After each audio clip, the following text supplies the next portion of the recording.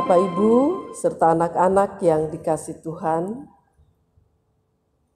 kita bersyukur karena hari ini kita masih bisa dimungkinkan oleh Tuhan untuk menyaksikan tayangan website yang berisi khotbah yang disiarkan oleh Media Center Sinode GP Papua.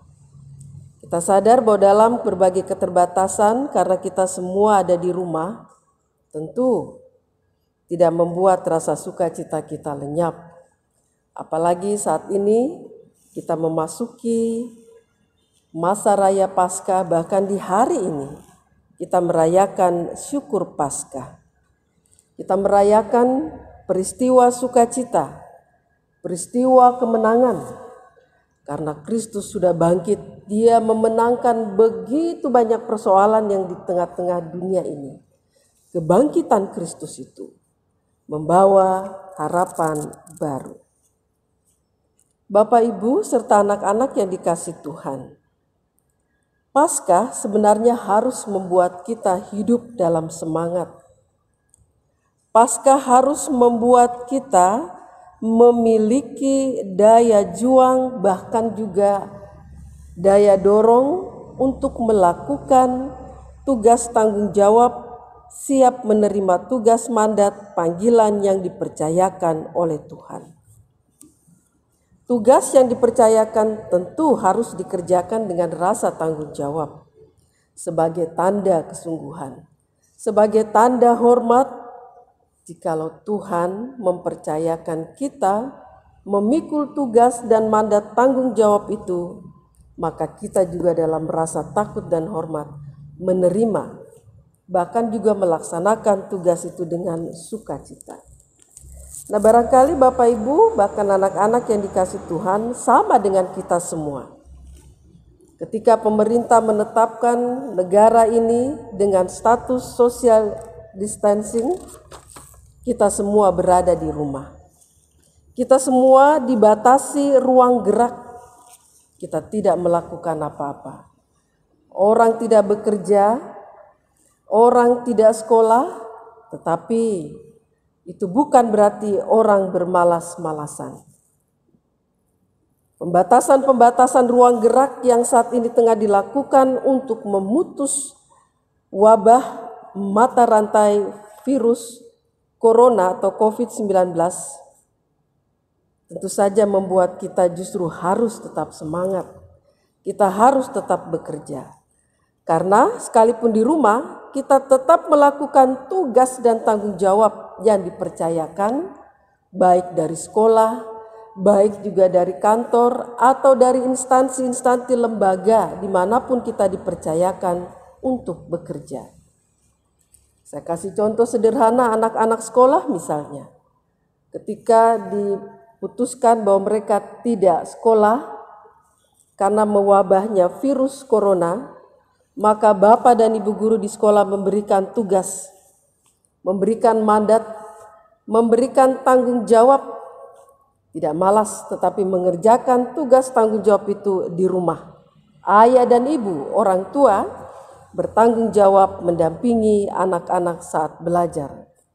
Ini kesempatan ayah dan ibu, papa dan mama yang ada di rumah justru menjadi guru bagi anak-anak, menjadi sahabat mendampingi anak-anak untuk belajar. Yang kedua, anak-anak mahasiswa barangkali. Itu juga tidak kuliah. Mereka pun melakukan aktivitas belajar, memanfaatkan ilmu teknologi, belajar atau kuliah secara online. Begitu juga dengan saudara-saudara, orang tua kita mungkin bekerja di beberapa instansi pemerintahan, bahkan juga di instansi-instansi yang lain, tetap melakukan tugas dan tanggung jawabnya yang harus diselesaikan di rumah. Kenapa kita harus tetap bekerja? Agar supaya kita memiliki semangat, kita tidak malas, kita tidak dilanda dengan rasa bosan yang bertubi-tubi. Bayangkan saja, kita sepanjang hari punya banyak aktivitas, tiba-tiba ruang gerak kita dibatasi. Apakah itu tidak membuat kita bosan? Tidak membuat kita jenuh? Justru orang jikalau tidak memiliki aktivitas, dia akan merasa bosan. Dia akan kehilangan semangat, tidak percaya diri dan lain sebagainya. Nah, oleh karena itu Bapak Ibu dan saudara-saudara, terkait dengan semangat Paskah itu juga, bacaan hari ini menjelaskan tentang mandat penugasan yang diberikan oleh Tuhan Yesus kepada murid-muridnya. Setelah peristiwa kebangkitan, Tuhan Yesus memulihkan kehidupan muridnya. Awalnya mereka ragu, awalnya mereka takut, awalnya mereka kehilangan semangat. Bayangkan guru yang sangat dikasihinya, yang selama ini mendampingi tugas tanggung jawab mereka, yang selama ini ada bersama-sama dengan mereka. Kini gurunya harus pergi meninggalkan mereka.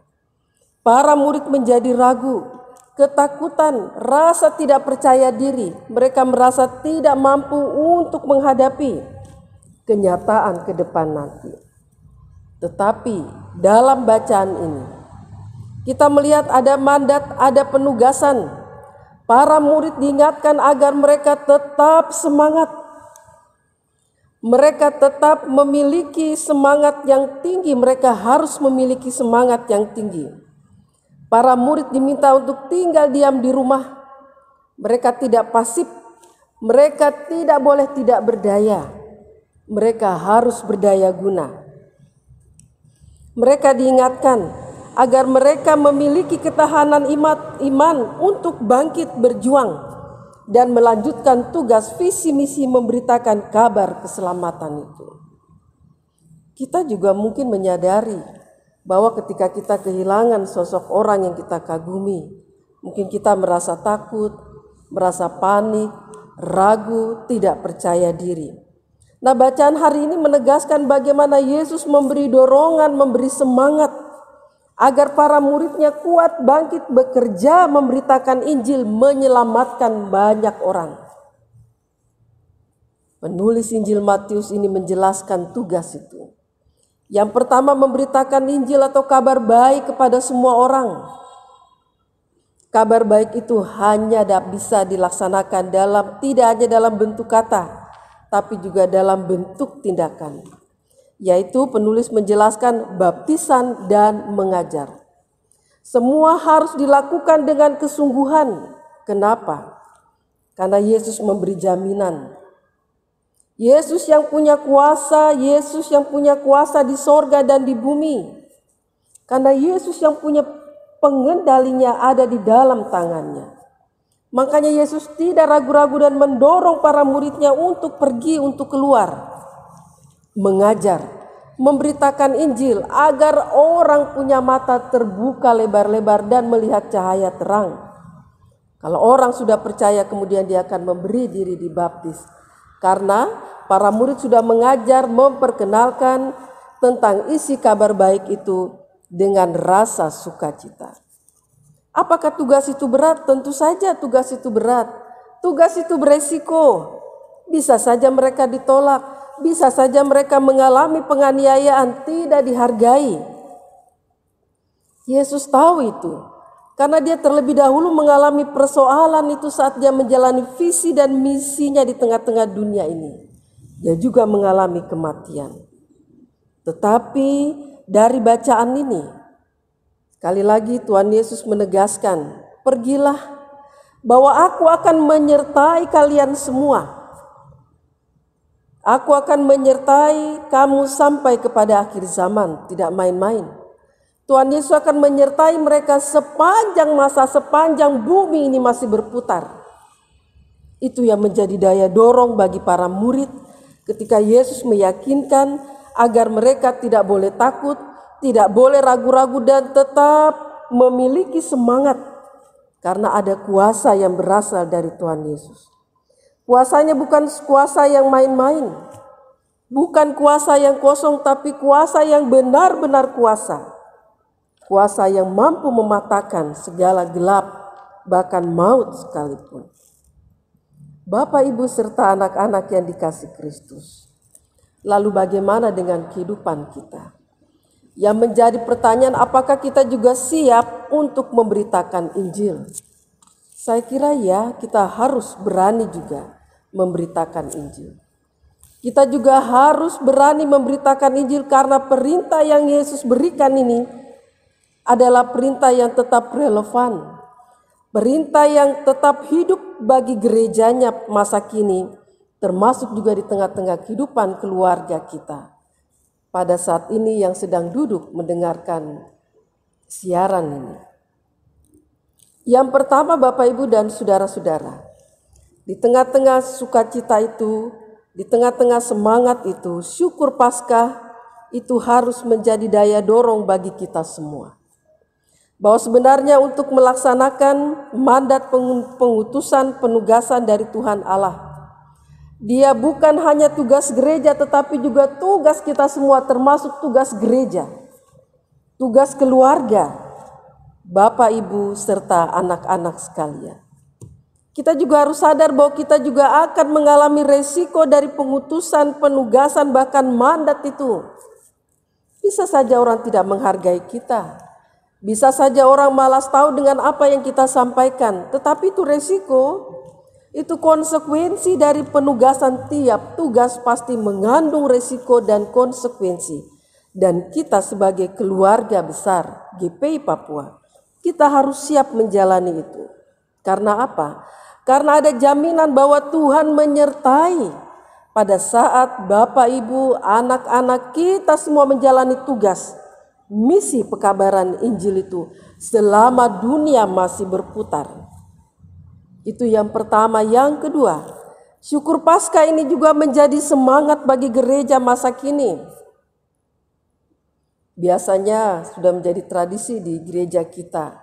Di syukur Paskah itu ada baptisan kudus. Tapi kali ini karena mewabahnya COVID-19, maka gereja pun menangguhkan kegiatan pelayanan ini. Tapi itu kan berarti ditiadakan, dia akan dialihkan. Mungkin akan diatur kemudian. Nah, tugas gereja adalah membaptis mereka yang telah percaya kepada Allah. Dalam baptisan kudus ini juga sebenarnya mengandung tugas. Tugas untuk mengajar, tugas untuk mendidik putra dan putri yang dipercayakan. Siapa yang dipercayakan menjadi pendidik? Ayah dan ibu, papa dan mama, orang tua. Mendidik anak-anak sejak dini untuk mengenal kabar baik atau Injil Kristus itu. Yang ketiga, syukur Paskah mengajak kita untuk menjadi pendidik. Di sini dikatakan tadi, ajarlah mengajar. Yohanes Calvin bilang, Yohanes Calvin adalah salah seorang tokoh teolog. Dia katakan gereja adalah sekolah. Gereja mendidik umatnya. Bagaimana dengan rumah? Bagaimana dengan keluarga? Keluarga juga demikian.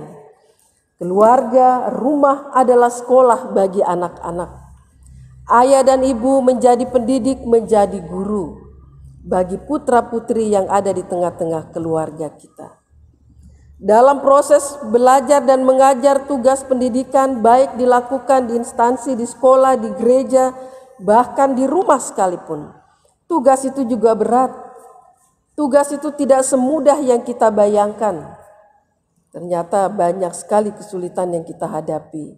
Bisa jadi ada banyak anak yang tidak memahami apa yang kita ajarkan. Dan pengajaran yang paling penting Bapak, Ibu, dan saudara-saudara serta anak-anak adalah melalui keteladanan. Itu yang paling efektif di dalam tugas dan tanggung jawab pendidikan, bahkan pengajaran itu. Kadang-kadang kita mengajar, kita bisa saja merasa kenapa saya gagal. Bisa jadi karena pola keteladanan kita terganggu atau rusak, sehingga kita tidak mampu menjadi pendidik atau pengajar yang baik. Yang keempat, Bapak, Ibu, dan saudara-saudara serta anak-anak yang dikasihi Tuhan, syukur Paskah ini mengajak kita untuk tetap semangat dalam iman. Walaupun saat ini kita sementara berada dalam situasi yang mencemaskan, situasi yang menakutkan. Firman Tuhan bilang jangan takut, jangan ragu-ragu karena Allah menyertai kita sampai akhir zaman. Persoalan yang saat ini tengah kita hadapi, bahkan kita saat di rumah karena status social distancing ini, hendaklah mengajak kita semua untuk bijaksana, untuk sabar, untuk tetap beriman kepada Tuhan Allah, mendekatkan diri kepada Tuhan Allah, bahkan mengakrabkan diri di dalam kehidupan keluarga, suami dan istri, orang tua dan anak-anak. Itulah yang harus kita lakukan dengan baik. Sebab ketika pemerintah menyatakan status ini, keluarga-keluarga Kristen, ayah, ibu, serta anak-anak, kita juga sementara menjalankan tugas misi pengutusan Allah. Allah sementara mengutus kita saat ini dalam menghadapi ancaman-ancaman virus corona yang semakin mengganas. Oleh sebab itu, keluarga adalah benteng yang paling aman, bahkan keluarga menjadi tempat yang nyaman bagi kita semua, khususnya dalam memutus mata rantai mewabahnya COVID-19 ini. Sehingga dengan demikian kita akan memperoleh kehidupan yang sejahtera. Wabah Corona 19 ini atau COVID-19 ini tentu membuat banyak orang takut. Banyak orang yang merasakan hidupnya sia-sia, tidak berharga karena ketakutan itu. Nah, oleh karena itu keluargalah menjadi tempat yang paling nyaman. Keluarga menjadi tempat untuk anak-anak, ayah dan ibu, bahkan menanamkan semangat, kekuatan karena kebangkitan Kristus itu. Kita memang tidak ada di gereja, tetapi dalam rumah kita merayakan bagaimana kemenangan Kristus itu tetap membentengi dan menguatkan kita. Sehingga dengan demikian, keluarga-keluarga Kristen yang ada di GPI Papua dapat menolong pemerintah, menolong gereja, memutus mata rantai COVID-19 ini. Hingga kita memperoleh kehidupan yang layak, kehidupan yang sejahtera, hanya untuk hormat dan kemuliaan nama Tuhan. Yang terakhir, Bapak, Ibu, dan saudara-saudara, tetaplah semangat sekalipun kita tengah berada di tengah-tengah keterbatasan ini. Tetaplah menjadi terang sekalipun kita terbatas hanya di rumah saja. Tetaplah semangat, tetaplah hidup saling menguatkan, karena dengan demikian Tuhan Yesus akan menolong dan menyertai kita, bukan hanya saat ini, tapi sampai akhir zaman. Selamat merayakan syukur Paskah. Salam sehat selalu buat kita semua, Bapak, Ibu, dan keluarga yang ada di rumah serta anak-anak. Tuhan Yesus memberkati. Amin.